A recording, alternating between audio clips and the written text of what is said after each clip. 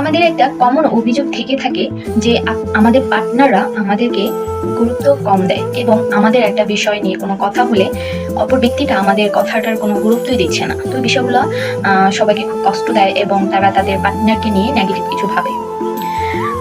আমরা যদি একটু পিছিয়ে যাই, আমাদের একটু ছোটবেলার বয়সটা চলে যাই 15-16 বছর আগে, তখন কিন্তু আমরা যদি চিন্তা করি তাহলে এটা বুঝতে পারবো আমাদের ফ্যামিলি মেম্বাররা বেসিক্যালি আমাদের মা বাবারাও আমাদের সাথে কিছু ভুল করেছে। যেমন ছোটবেলা আমাদের কিছু একটা ভালো লাগলে, তারপর হচ্ছে যে কেউ বকা দিলে বা কোনো কিছু খারাপ লাগলে, কোনো কিছু ভালো লাগলে, যখন আমরা আমাদের মা বাবার কাছে শেয়ার করতাম ভালো লাগাটা খারাপ লাগাটা বা কেউ বকা দিলে কান্না করতাম, তখন আমাদের বাবা মা ওই জিনিসটা ইগনোর করতো, আমাদের অনুভূতিটাকে তারা বোঝার চেষ্টা করতো না। তারা বলতো এত কান্নাকাটি কেন করো, এত কথা কেন বলো, জিনিসটাকে বোঝার চেষ্টা করো, চুপ থাকো। মানে কেমন জানি আছে না, তোমাকে চুপ করে রাখা হচ্ছে, তোমার মনের ভাবটা প্রকাশ করতে দিচ্ছে না।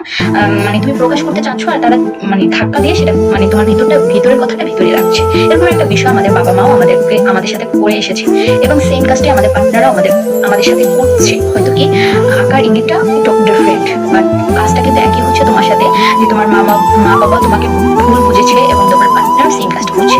কিন্তু এনাদের এই যে ভুলের জন্য যে তুমি মানুষটা একটা নেগেটিভ জিনিস ভিতরে তৈরি হচ্ছে, যে না আমার ভিতরে অনুভূতিটা প্রকাশ করা হয়তো বা ভুল, বা এটা আমি প্রকাশ করব না, আমার জন্য এটা ঠিক না, বা আমি এটা অনেক করছি, এটা আমার ভুল হচ্ছে। আসলে এটা তোমার মনের ভাব প্রকাশ করার প্রত্যেকটা মানুষের রাইটস আছে, কিন্তু এই জিনিসটা আমাদের পার্টনার এবং ফ্যামিলি মেম্বাররা আমাদের এই যে নেগেটিভ জিনিসটা তারা নিজে তৈরি করে দিচ্ছে। তো মূলত দাঁড়াচ্ছে যে তোমার আপন মানুষরাই তোমার একটা ক্ষতি করছে বা তোমার একটা নেগেটিভ সাইড তৈরি করছে। এর জন্য শুধু তারাই